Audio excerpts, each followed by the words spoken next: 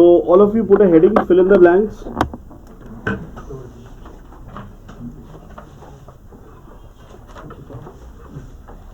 And your first sentence is, although India is still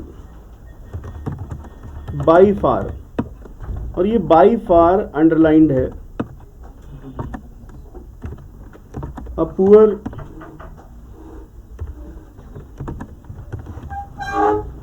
country, it can become rich if its natural and human resources are fully utilized. कितने ऐसे बच्चे हैं जिनको इसका meaning clear नहीं है? इस सेंटेंस का क्या मीनिंग है?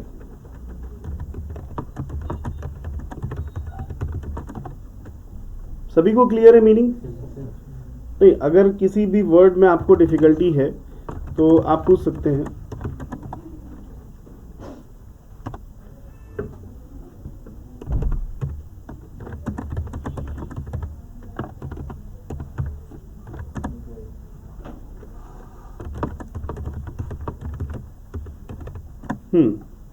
तो ये आपका सेंटेंस है. इस सेंटेंस का मीनिंग है कि हालांकि इंडिया अभी भी, स्टिल का मतलब यहाँ पे अभी भी आ रहा है, by far a poor country, मतलब अभी तक जो ओवरऑल एनालिसिस है उससे ये पता चलता है कि ये गरीब देश है. इट कैन बिकम रिच, ये अमीर हो सकता है, if it's natural and human resources, अगर इसके नेचुरल और ह्यूमन रिसोर्सेज को पूरी तरह से यूटिलाइज किया जाए. ऐसा इसका सेंस आ रहा है. तो यहाँ पे बाई फार अंडरलाइंड है और आपके ऑप्शन है few and far between, by and large, by and by, या फिर no improvement. By and large होना चाहिए. क्यों बाय एंड लार्ज क्यों होना चाहिए? उसका रीजन क्या है?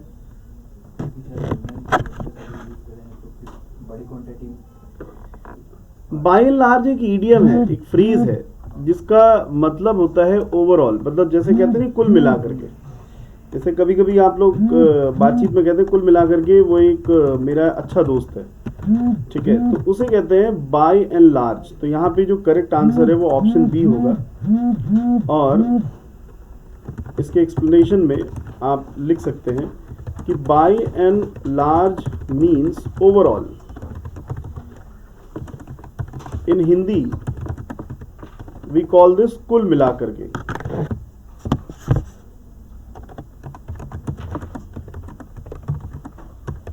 कुल मिलाकर, ठीक है, ये फ्रेज जनरली हमारी बातचीत में रहता है कि कुल मिलाकर के वो एक अच्छा दोस्त है, इसलिए वो मेरे टच में रहता है, right. So this is called by and large. सभी को क्लियर है? अच्छा, बाय एंड बाय का मतलब क्या है? By and by means gradually. In Hindi, its meaning is धीरे धीरे. And few and far between. Few माने कुछ, far माने दूर. वो ऐसा कुछ है नहीं, लेकिन वो सेंस देने की कोशिश कर रहा है कि कुल मिला करके, लेकिन एक्चुअली वो एग्जिस्ट नहीं कर रहा है, तो इसलिए वो करेक्ट नहीं होगा. समझ में आया सभी को? चलिए अगले सेंटेंस में बढ़ते हैं. अगला सेंटेंस दिया हुआ है, the more they earn, the more they spend. ऐसा सेंटेंस दिया था और आपको ऑप्शंस दिए थे, कौन सा करेक्ट होगा? मोर they earn, more they spend, या फिर more they earn, the more they earn, the more they spend, या फिर सी दिया है the more they earn, the more they spend, इस वाले में बी में द हटा दिया है, more they earn the more they spend, the more they earn the more they spend, या फिर नो इम्प्रूवमेंट। तुम्हारा गलत टिक है, मैं भी बता दूंगा, फिलहाल गलत है। अगर मैं ये बता दूंगा किस पे है तो सबको बदल जाएगा। अंडरस्टैंड? तो ऑप्शन ए किसने कहा? Blunder. Absolutely wrong. Option C is correct.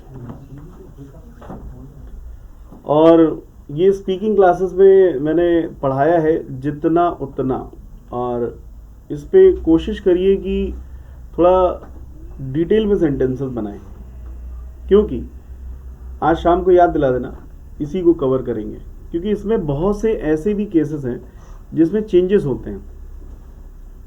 सो इस टॉपिक को लिख लीजिए और इसको अलग से पूरा डिटेल में पढ़िए। ये फॉर्मेशन है जितना उतना का, ठीक है? हाँ, लेकिन इसमें थोड़े से चेंजेस आते हैं। मतलब ये तो सिंपलेस्ट फॉर्म है। कौन सा? Option C, this is the simplest form. तो इसका जो करेक्ट आंसर होगा वो होगा option C. And the more dot dot dot the more, this gives the sense of जितना उतना। मतलब ये वर्ब के साथ भी आ सकता है, एडजेक्टिव के साथ भी आ सकता है। अब वर्ब का तो कोई कंपैरेटिव फॉर्म होता नहीं है। क्यों? वर्ब का कंपैरेटिव फॉर्म होता है? कंपैरेटिव फॉर्म किसका होता है? तो अगर एडजेक्टिव आएगा तो फिर मोर उन्हीं के साथ लगेगा जिनके साथ लगना चाहिए। जैसे ऑनेस्ट के साथ लगेगा क्या मोर? ऑनेस्टियर होता है ना, ऑनेस्ट, ऑनेस्टियर, ऑनेस्टिएस्ट नहीं होता है। पता नहीं कौन सी ग्रामर पढ़ा रहा हूं। ऑनेस्टियर होता है क्या? देखिए जरा, नहीं होता है, तो मोर लगेगा। कॉस्टली, कॉस्टली का कंपैरेटिव फॉर्म क्या होता है? कॉस्टलियर होता है? नहीं होता है। तो इसीलिए मैं कह रहा हूं कि इसको अलग से पढ़ो। कॉस्टलियर होता है और सुपरलेटिव फॉर्म क्या होगा? तो अगर कहीं पे लिखा हुआ है कि वो उतना ही महंगा होगा तो the costlier it will be होगा। अगर आपने गलती से लिख दिया the more it will be costly, वो गलत हो जाएगा। क्लियर? तो इस टॉपिक को आप अलग से पढ़िए, अलग से इस पे थोड़ा सा टाइम देना पड़ेगा, तब जाके आएगा। ठीक है? अभी फिलहाल का यूज समझ में आया?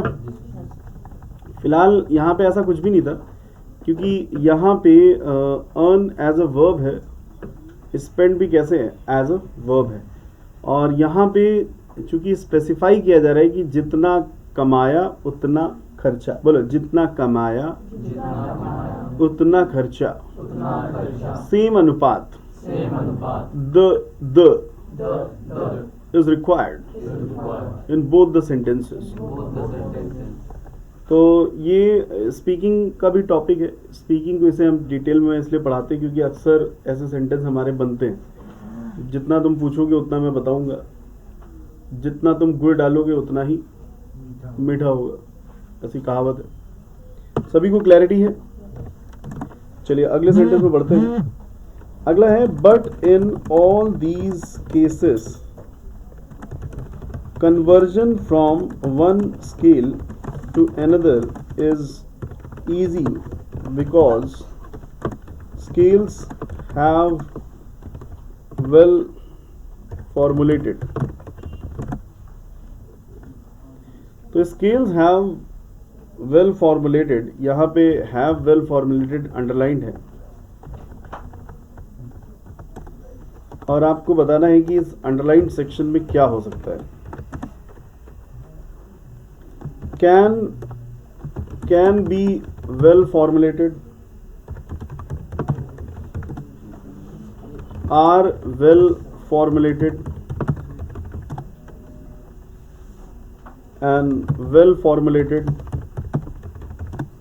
and no improvement.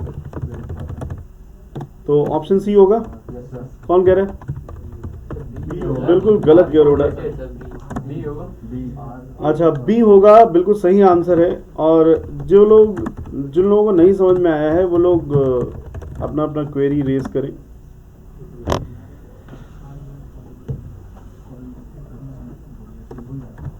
देखिए, बात आ रही है कि हैव वेल फॉर्मुलेटेड क्यों नहीं. कौन बताएगा हैव वेल फॉर्मुलेटेड में प्रॉब्लम क्या है? हैव में क्या गलती है? कितने लोग कह रहे हैं सेंस नहीं बन रहा है? कौन कह रहा है सेंस नहीं बन रहा है? फालतू की बात लॉजिकल क्लास में नहीं. लॉजिक दो. ऐसे सुने ना, अच्छा नहीं लग रहा है. आर वाला बढ़िया लग रहा है. तो ये करेक्ट आंसर नहीं हुआ. अपना अपना लॉजिक दीजिए. आई हैव पेन, मेरे पास पेन है, but scale have well formulated. Exactly. देखो, हैव के दो प्रयोग होते हैं. या तो हैव पास के रूप में आया होगा, मेरे पास पेन है, या फिर ऐसा हो गया है इस रूप में आया होगा. फिलहाल यहां पे पास के रूप में नहीं आ रहा है, यहां पे अच्छे से फॉर्मुलेट कर दिया गया है, इस सेंस में आना चाहिए. तो हैव बीन वेल फॉर्मुलेटेड होना चाहिए. बोलो, बात समझ में आई? क्योंकि ये सेंटेंस फिर पैसिव वॉइस में बनेगा. तो चूंकि यहाँ पैसिव तो है नहीं. अच्छा, कैन बी वेल फॉर्मुलेटेड, ये कैन लगाने से क्या होगा, सेंस अलग जा रहा है कि ऐसा किया जा सकता है. और आर वेल फॉर्मुलेटेड का मतलब है वो अच्छे से फॉर्म्ड हैं. वेल फॉर्मुलेटेड यहाँ पे एज एन एडजेक्टिव बन रहा है, तो इसलिए यहाँ पे आर फिट हो रहा है. अब जरा सेंटेंस पे को देखिए.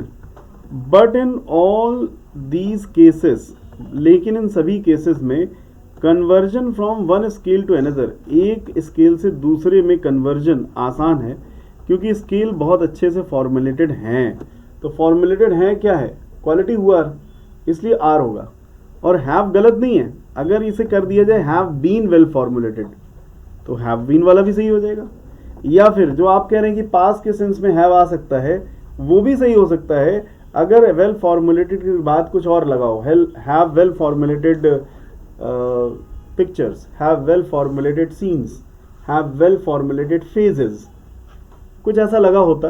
क्योंकि वेल फॉर्मुलेटेड क्या है, एडजेक्टिव है, और एडजेक्टिव किसके पहले आता है, नाउन के पहले आता है. तो यहाँ पे अगर कोई नाउन लगा होता तो भी सही हो जाता. बोलो, समझ में आया? तो ये तो बहुत ही इजी सेंटेंसेस हैं. तो यहाँ पे सीधा आप लिख सकते हो कि well formulated is coming here as an adjective, so it should be option B. Got it guys? सभी को क्लियर है? इस तरह से लॉजिकल एनालिसिस करिए. देखिए, इस टेस्ट से अगर आप कुछ सीख सकते हैं तो वो क्या है, लॉजिकल एनालिसिस. अगर आप वो नहीं करेंगे, लॉजिकल एनालिसिस नहीं करेंगे, आप कहेंगे अच्छा लग रहा है या थोड़ा कम ठीक लग रहा है, तो ऐसे फैक्ट्स देने से आपका इम्प्रूवमेंट कुछ भी नहीं होगा. और टेस्ट आया और चला गया. इसलिए टेस्ट को थोड़ा सीरियसली लीजिए, क्योंकि जब एग्जाम में आप बैठेंगे तो उस समय आपके साथ कोई होगा नहीं, ना फ्रेंड्स होंगे ना टीचर्स होंगे. उस समय आप ही आप होंगे. उस समय अच्छा लग रहा है नहीं अच्छा लग रहा है ये दिमाग में आपको हेल्प नहीं करेगा, लॉजिक हेल्प करेगा. बोलो, समझ में आ रहा है?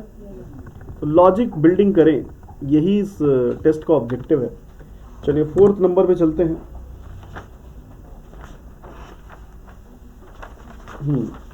इसमें दिया हुआ है कि 5 years ago on this date I am sitting in a small Japanese car. 5 years ago on this date I am sitting in a small Japanese car driving across Poland towards Berlin. यहाँ पे I am sitting underlined है, I was sitting. तो यहाँ पे आपको बताना है was sitting होगा या फिर सैट होगा या फिर हैव बीन सिटिंग होगा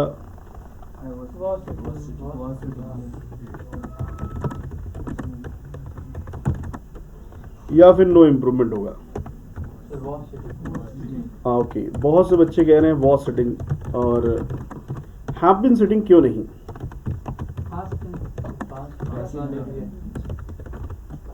अच्छा चलो मैं इसको हैड कर देता हूँ, आप बताइए क्या ये ऑप्शन बी हो सकता है? Stand up, convince your logic.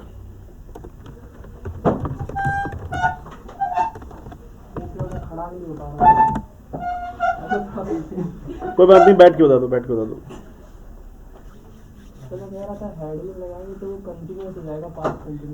तो कंटिन्यूअस तो वॉज सिटिंग में भी हो रहा है, मैं कह रहा हूं हैड बीन सिटिंग क्यों नहीं हो रहा है? 5 साल पहले की बात हो रही है, टाइम भी दिया हुआ है।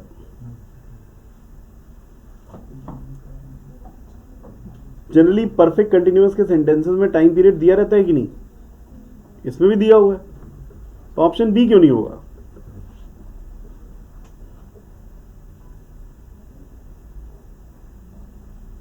All of you should have your logic building. I am sitting, I was sitting जब बोलेंगे तो होगा कि मतलब मैं बैठा हुआ, और जब आई हैड बीन सिटिंग बोलेंगे तो वो निकलेगा कि मैं बैठ रहा था। एक्चुअली मैं बैठ रहा था कोई नहीं बोलता है, मैं खड़ा था, वो बैठा था, ये एक्सेप्शनल केसेस हैं। इनमें हिंदी में कंटिन्यूएशन का फील नहीं आता है। पहली बात, कभी आपने सुना है कि वो दरवाजे पे खड़ा हो रहा है? वो दरवाजे पे खड़ा है, जबकि ये कंटिन्यूअस एक्शन है, he is standing at the door. तो इसको हिंदी से मत लीजिए, आपको सिंपल एक्सप्लेनेशन देना चाहिए। आपको कहना चाहिए कि the given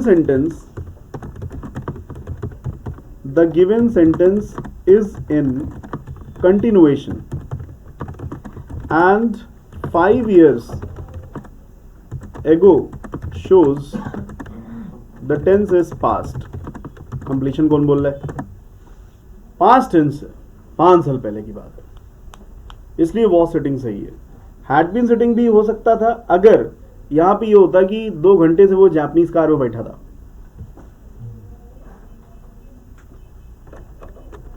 there could be had been sitting also if there had been a case of perfect continuous। For example, 5 साल पहले वो सुबह से जापानीज कार में बैठा था, अब परफेक्ट कंटिन्यूअस है। सुबह से जापानीज कार में बैठा था, बोलो he had been sitting in Japanese car since morning। ये लो हो गया। तो ये बहुत ज़रूरी है कि आपकी एनालिसिस बहुत स्ट्रांग हो। Got it? I hope everyone has clarity and we can proceed further। Yeah, So can you please tell me which option I have to choose? gentleman, this is correct one, but don't discuss it personally, you can check it later, right? Okay, now we have next question. The old man felled some felled trees in the garden with hardly no effort at all। यहाँ पे hardly no effort आ रहा है। एक minute, जब logic पूछा जाए तो सभी को कन्विंस करेंगे। पहला ऑप्शन है hard effort and hardly any effort, don't talk, and hardly any effort and no improvement.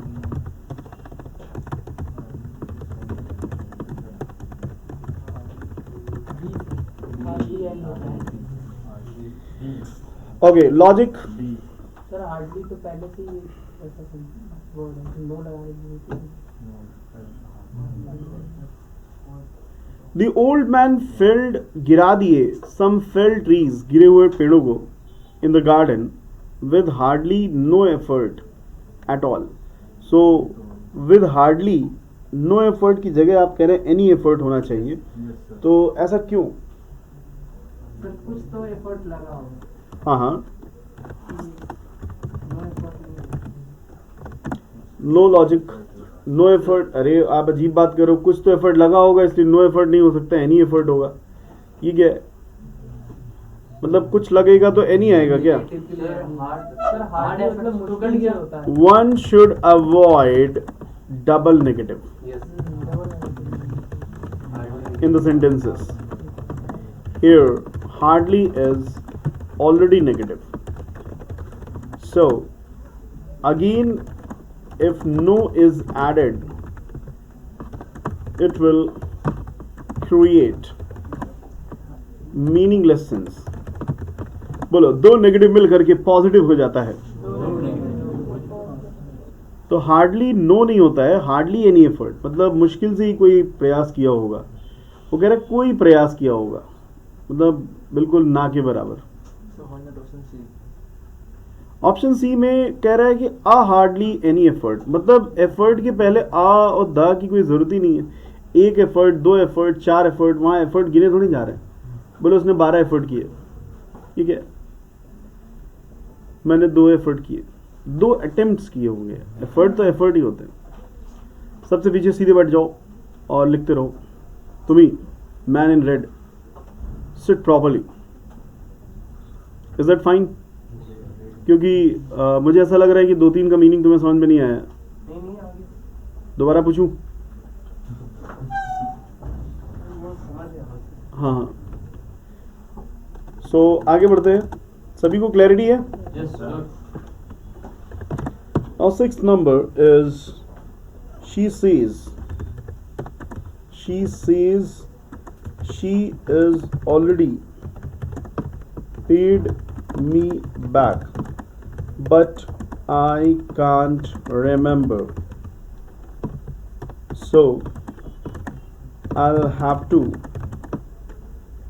take her word. I will have to take her word. This is underlined and your options are to take her word true, to take her at her word, to take her word for it, and no improvement.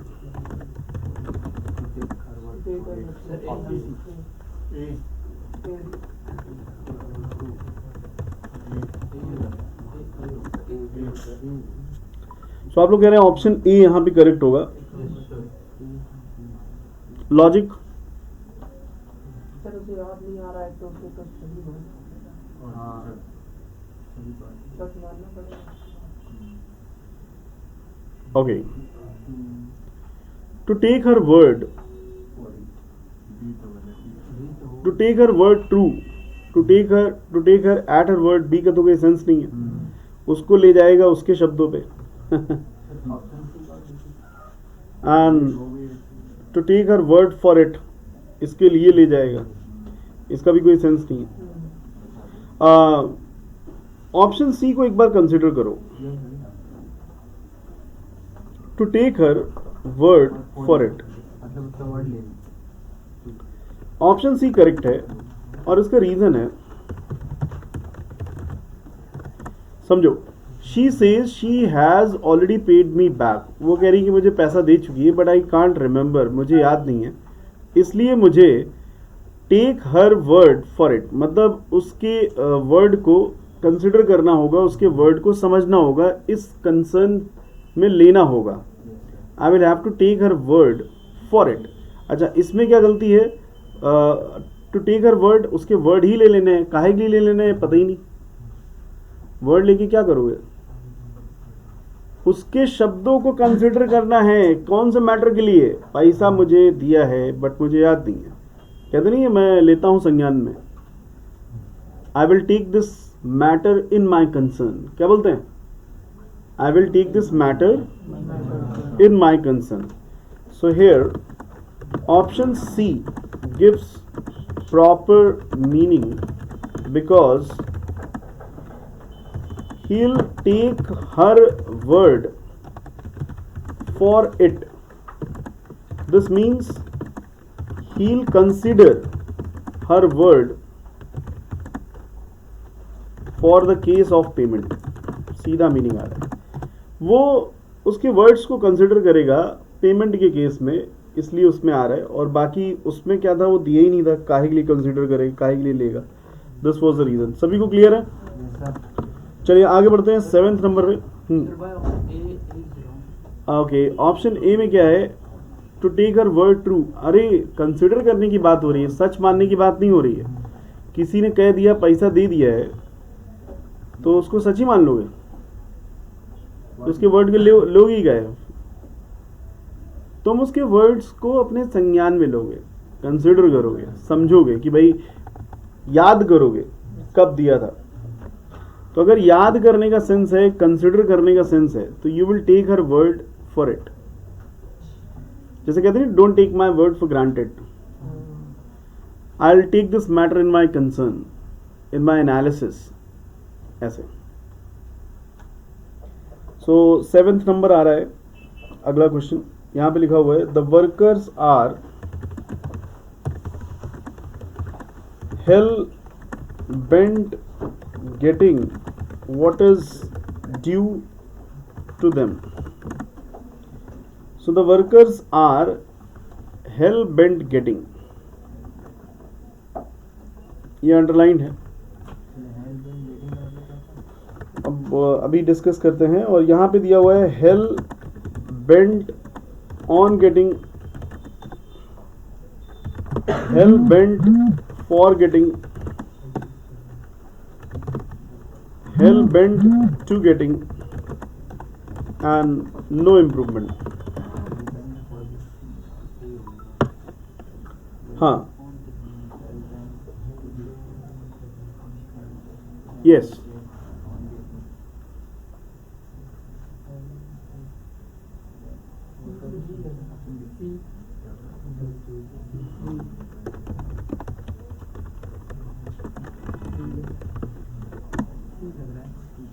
सी लग रहा है, बिल्कुल गलत है। 2 के बाद verb का first form आता है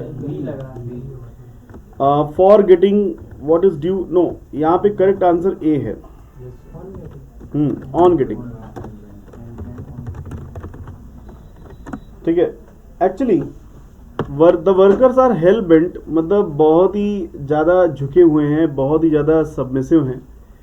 on getting what is due to them मतलब वो पाने पर जो उनके लिए ड्यू था। अब कोई व्यक्ति, जैसे आप लोग अच्छी शिक्षा पाना चाहते हैं, अगर आपको अच्छी शिक्षा दी जाए, so you will be hello bent on getting what is expected from you, what you expected. तो यहाँ पे ऑन गेटिंग होना चाहिए। वैसे भी आपको पता है ऐसा होने पर हम लोग ऑन का ही यूज़ करते हैं। जैसे इस तरीके की सिचुएशन पाने पर वो कंफ्यूज हो गया, on getting such situation he was confused. So correct answer होगा hell bent on getting is the right expression. Submissive बहुत ही ज़्यादा, भाई बेंड का मतलब होता है झुकना, एंड बेंड बेंट बेंट। अब हेल इसलिए लगाया है मतलब जैसे कहते नहीं कुछ कहने को ही नहीं। तो they are so submissive, they are so polite, humble. Getting it? Is that clear? Okay, now we have next one, and this is you are warned against committing the same mistake again. You are warned against committing the same mistake again. तो against committing यहाँ पे आ रहा है।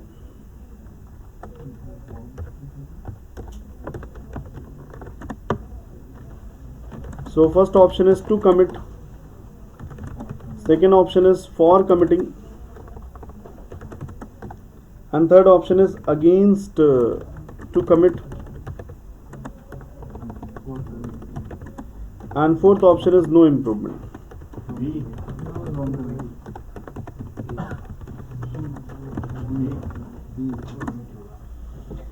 So what should be the right one? For committing. No improvement. Against committing में क्या गलती है फिर? For committing. No. Against committing is correct expression, so option D is there. ठीक है भाई, आपको वॉर्न किया गया है तो वॉर्न किसी के खिलाफ ही तो किया जाएगा. So warned against is the fixed case.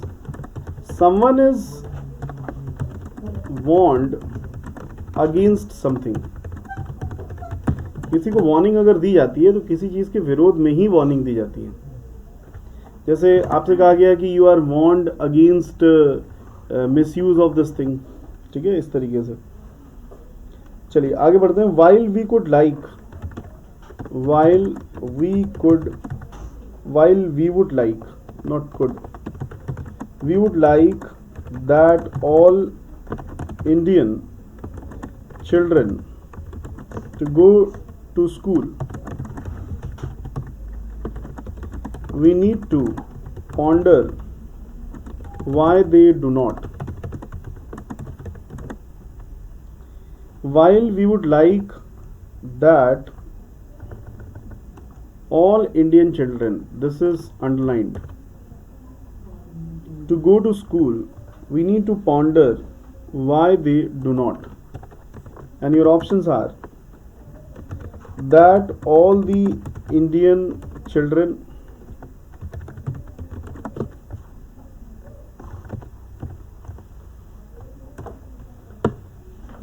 if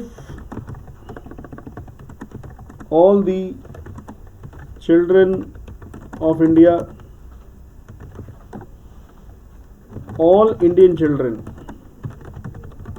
and no improvement. So all Indian children कहना उचित होगा. अच्छा, दैट ऑल इंडियन चिल्ड्रन में क्या दिक्कत है?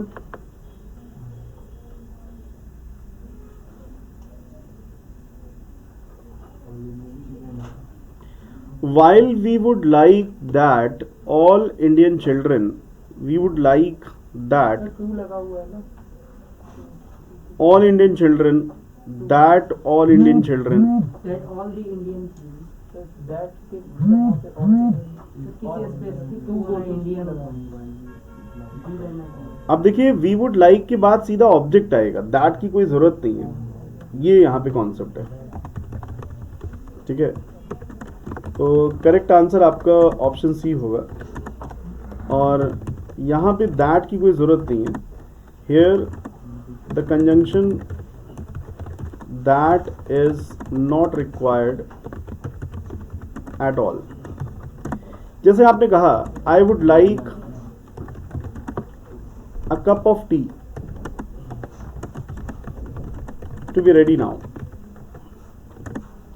कुछ भी, I want him to go there. आप सीधा I want that he should go there ऐसा तो नहीं बोलोगे ना. I want you to answer it. जैसे आप बोलते हैं, I want you to answer it, ऐसे. Got it? सभी को क्लैरिटी है? So after want the object is required. वो ऑब्जेक्ट की जरूरत है जिसकी बात हो रही है. दैट कंजंक्शन की यहां पे कोई जरूरत नहीं है. सभी को क्लैरिटी है? चलिए अगले सेंटेंस में आ जाते हैं. इसमें दिया है, due to these reasons we are all in favor of universal compulsory education. So due to these reasons is underlined. We are all in favor of universal compulsory education. And यहाँ पे आपके options दिए हैं.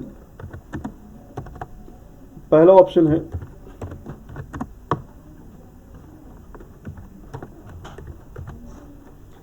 out of these reasons, for these reasons, and by these reasons, या फिर no improvement. So due to these reasons we are all in favor of universal compulsory education.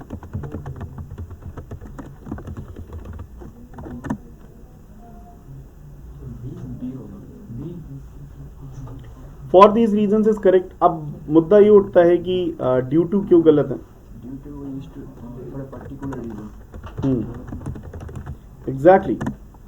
Actually due to this happened, वहां पे आप for this नहीं बोलते हैं. ठीक है.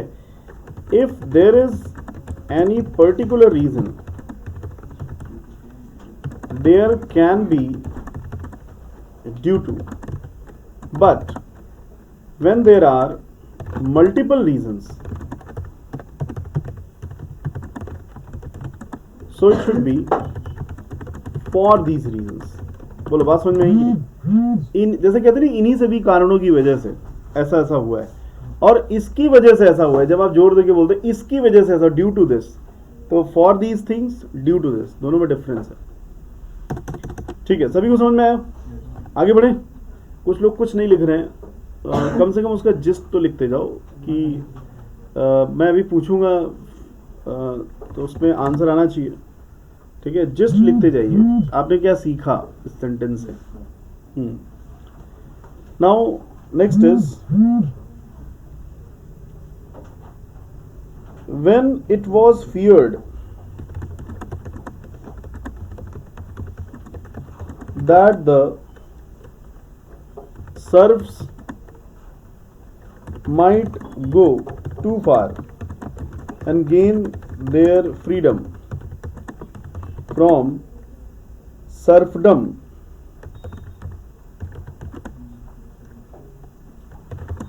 the Protestant leader joined the princes at crushing them. तो यहाँ पे एट क्रशिंग अंडरलाइंड है.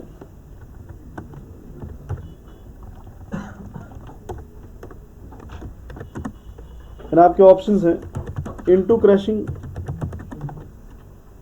इन crushing,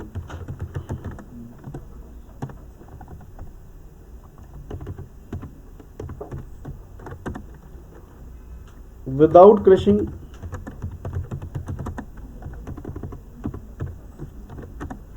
no improvement. When it was feared that the serfs might go too far and gain their freedom from serfdom, the Protestant leader joined the princes at crushing them. So इसमें क्या होना चाहिए? Bin. B option is correct. Reason?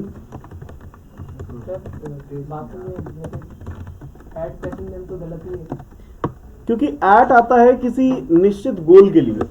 जैसे I am aiming at this career. So यहां पे explanation में लिख लीजिए there is a process of crushing, so it should be in crushing them. जैसे कहते नहीं वो अपनी पढ़ाई में लीन हो गया, he was busy in his studies. ठीक है, एट हिज स्टडीज नहीं होगा, इन हिज स्टडीज. जैसे लेकिन एट तब आता है जब कोई निश्चित चीज होती है. When there is something specific, at is used. जैसे he is good at mathematics, यहां पे सही है. अब यहां पे he is good in mathematics गलत होगा, क्योंकि किसी विशेष सब्जेक्ट में वो अच्छा है. लेकिन जैसे आपने कहा कि हमें बहुत अच्छा एक्सपीरियंस हुआ इन क्वेश्चंस को एनालाइज करने में, तो एट एनालाइजिंग होगा कि इन एनालाइजिंग होगा? बोलो. We had a great experience in analyzing these questions, क्योंकि एनालाइजिंग एक प्रोसेस है तो उसमें आपको एक्सपीरियंस अच्छा हुआ. ठीक है, let's move to the next question now. Are you all ready? Now next is in India, comma today many of our intellectuals का मतलब क्या होता है? Exactly, बुद्धिमान. Still talk in terms of the French Revolution and the rights of man, not appreciating that much has happened since then. यहाँ पे underline section है, much has happened.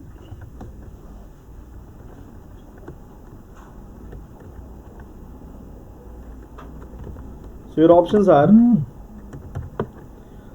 much had been happening,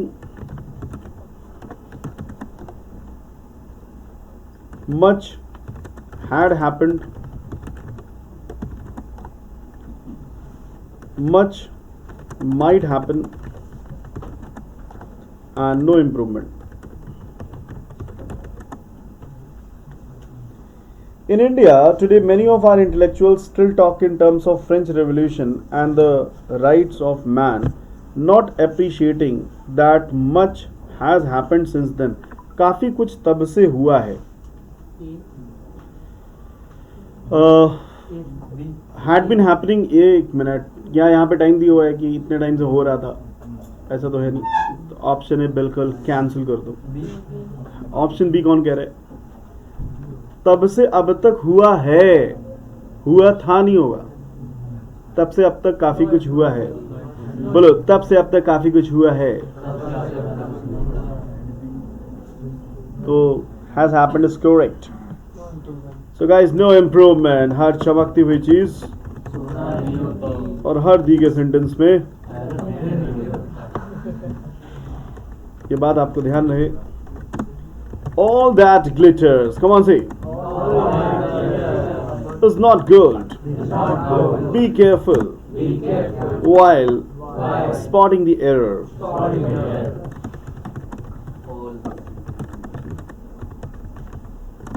Alright, so हम लोग एक बार revise कर लेते हैं सारा. अब क्विक रिवीजन. कहीं पे भी कोई डाउट हो तो आप बता दें, आपके डाउट को दूर कर दिया जाएगा.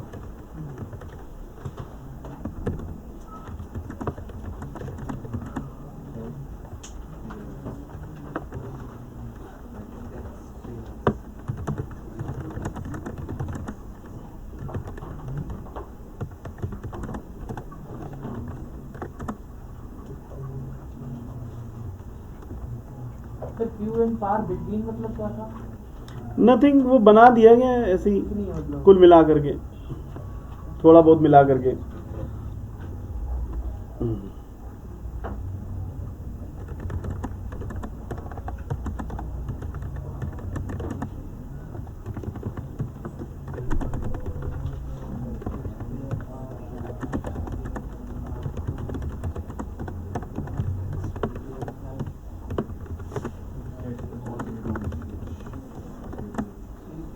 तो ऑप्शन सी यहाँ पे करेक्ट होगा बच्चों.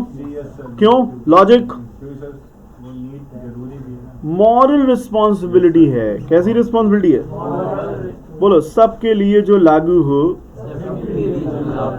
वही मॉरल रिस्पॉन्सिबिलिटी है. हमें ट्रैफिक रूल्स फॉलो करने चाहिए. नन कैन डिनाई, कोई कितना भी भड़काऊ हो. We ought to follow traffic rules. For moral responsibilities, we must use ought to.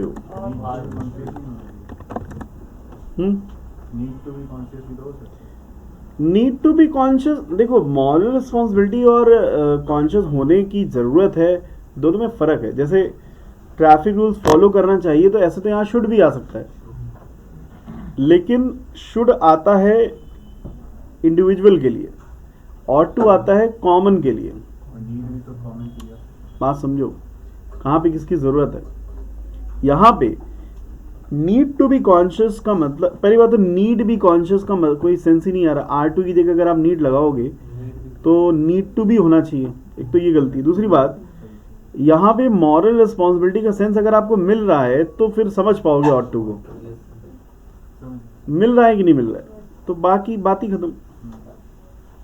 Concentration आपका जबरदस्त होना चाहिए। चलिए आगे बढ़ते हैं। I would have waited for you at the station if I knew that you would come. यहाँ पे आपका ऑप्शन है I know, I know, new is underlined. So had known, was knowing,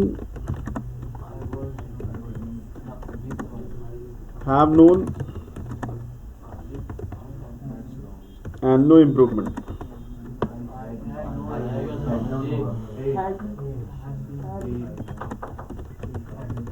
Obviously A होगा अगर मुझे पता चला होता, had known कि ऐसा हो गया होता। तो यहाँ पे जो फिट हो रहा है वो ऑप्शन ए ही फिट हो रहा है, कोई और। वैसे अगर न्यू होता तो और अच्छा रहता, बट न्यू है नहीं, so we can't do anything. जो है उसी पे गुजारा करना पड़ेगा। ऑप्शन ए यहाँ पे करेक्ट है। बोलो, अगर मुझे पता चला होता। पहले सेंटेंस में हैड आता है। This is the conditional sentence of past. So in the first sentence, there should be use of had. Alright, last sentence एक और कर लेते हैं। None, no one could explain how a calm and balanced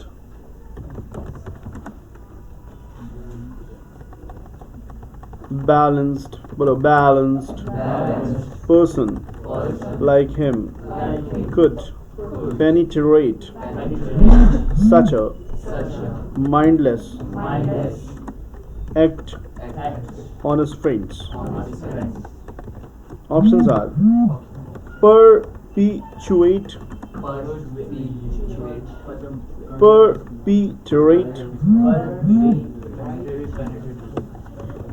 penetrate मतलब किसी चीज को कुरीदना, जैसे अंदर उसको करना, पेनिट्रेट।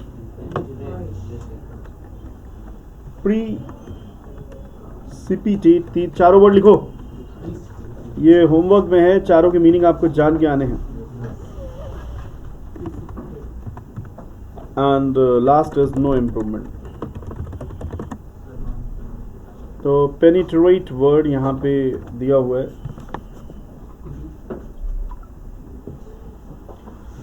और आपकी जानकारी के लिए बता दूं कि ये जो सेंटेंस है इसमें आपका जो वर्ड है परपीट्रेट करेक्ट है। परपीट्रेट क्यों करेक्ट है ये आप लोग कल मुझे बताएंगे। Alright guys, is this final?